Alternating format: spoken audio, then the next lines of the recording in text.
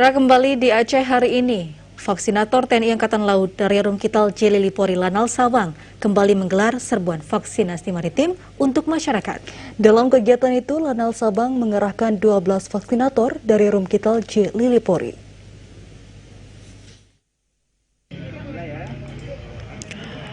Komandan Pangkalan TNI Angkatan Laut Sabang Kolonel Laut Pelaut Ardi Sunario menyampaikan bahwa pihak TNI AL terus melaksanakan serbuan vaksinasi sesuai dengan arahan Kasal Laksamana TNI Yudo Margono agar jajaran TNI AL terus melanjutkan program serbuan vaksinasi maritim selain ke daerah pesisir juga diarahkan ke pelajar maupun sekolah di daerah.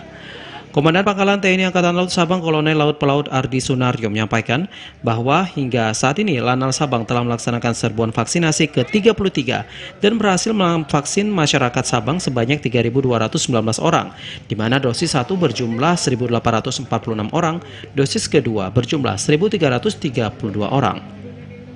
Selain itu, pihaknya juga telah melakukan vaksinasi untuk jenis Moderna kepada 41 orang nakes di Rumkital.